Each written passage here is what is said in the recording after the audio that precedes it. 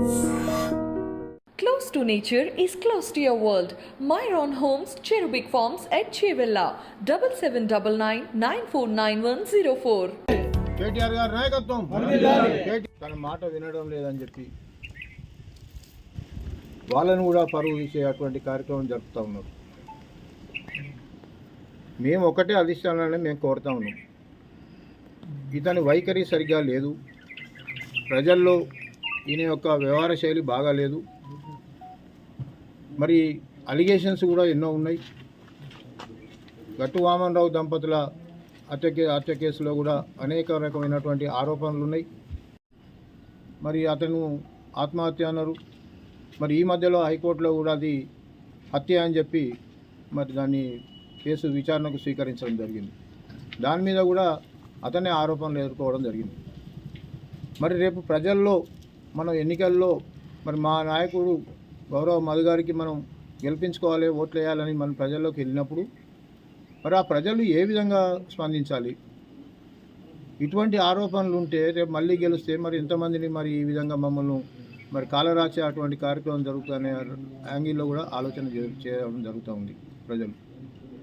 కాబట్టి ఇవన్నిటిని కూడా సమన్వయం చేసుకోవాలంటే పార్టీ నాయకత్వం, మండల స్థాయి, గ్రామ స్థాయి నాయకత్వం అందరూ కూడా సమన్వయంతో ఏకతాటిపై నడవాల్సినటువంటి అవసరం ఉన్నది. ఈ నాయకులందరినీ కూడా, కార్యకర్తలందరినీ కూడా విశ్వాసంలోకి తీసుకోవాల్సినటువంటి అవసరం ఉందని చెప్పి మేము అందరం భావించి ఏ రకంగానైతే ఈరోజు ఈ మంత్రిన్య వర్గంలో మళ్ళీ తిరిగి టీఆర్ఎస్ జెండా ఎగరవేస్తాము, వెయ్యాలే అనే కంకణ బద్దులమై ఉండి ఇక్కడ సమావేశం జరిగింది. మేము దీని ద్వారా, మీడియా మిత్రుల ద్వారా ఇవాళ తెలంగాణ సమాజానికి, మంత్రిని ప్రజానీకానికి, మేము పార్టీ అధినాయకత్వానికి కూడా ఈ సందేశాన్ని మేము తీసుకోదలుచుకున్నాం. వందనాలు. మంతని నియోజకవర్గంలో ఉద్యమకారులపై ఉక్కుపాదం మోపుతున్నారు. దానికి ఇవాళ ఆ వీళ్ళంతా ఉద్యమకారులు ఆ బాధతోనే ఇవాళ ఈ సమావేశం ఏర్పాటు చేయడం జరిగింది. కేసీఆర్ గారి పిలుపు మేరకు 2007 సంవత్సరంలో ఇవాళ మేము టీఆర్ఎస్ పార్టీలో జాయిన్ అవ్వడం జరిగింది. 2007 నుంచి 2014 వరకు కూడా ఇవాళ అక్కడ జేఏసీ పిలుపు మేరకు కానీ, కేసీఆర్ గారి పిలుపు మేరకు కానీ, ఇవాళ అప్పుడున్న మంత్రుల దిష్టి బొమ్మలు కానీ ఏది పడితే అది అప్పుడు కేసీఆర్ గారు ఏ పిలుపు ఇచ్చారో ఆ పిలుపు ప్రకారం మేము పార్టీ లైన్ తప్పకుండా అప్పుడు మేము ఉద్యమాలు చేసిన, కేసులు పెట్టుకున్నాం. కనీసం 6-7 సంవత్సరాల రాక కూడా మేము కోట్ల పొండి తిరిగి ఆర్థికంగా అన్ని రకాల నష్టపోయి ఉన్నాం. ఇవాళ నా తోటి ఉద్యమకారులు అందరూ కూడా అన్ని రకాల నష్టపోయి ఉన్నాం. కనీసం ఒక నడుచుకుని సైకిల్ బండి లేని పరిస్థితులు ఉన్నారు.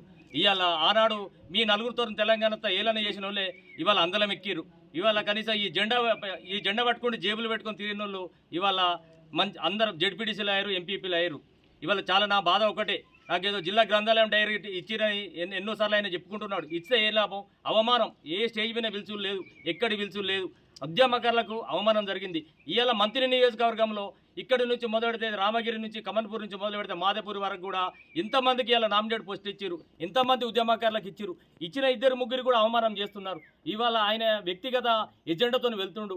ఆ వ్యక్తిగత ఎజెండాపై మేము గౌరవ కేటీఆర్ గారిని కానీ, గౌరవ కేసీఆర్ గారికి మేమందరం కూడా ఉద్యమకారుల అందరం వారికి ఇవాళ కంప్లైంట్ చేయడం జరుగుతుంది. ఇవాళ మంత్రి నియోజకవర్గంలో ఇలా బీఆర్ఎస్ బ్రతికి బయట కట్టాలంటే ఉద్యమకారులను ఎన్నిసార్లు అరగదొక్కిండో మళ్ళీ అదే ఉద్యమకారులను ఉక్కుపాదంతో మేము అరగదొక్కుతాం. ఉక్కుపాదంతో మేము అరగదొక్కుతాం. ఇవాళ ఉద్యమకారులం కాదని ఇక్కడ చేస్తే గౌరవ కేసీఆర్ గారి, గౌరవ కేటీఆర్ గారికి కానీ మేము దయచేసి చెప్తున్నాం, ఇక్కడ అభ్యర్థిని మార్చే తప్ప మనకు మనుగడ లేదు, నియోజకవర్గంలో మనుగడ లేదు.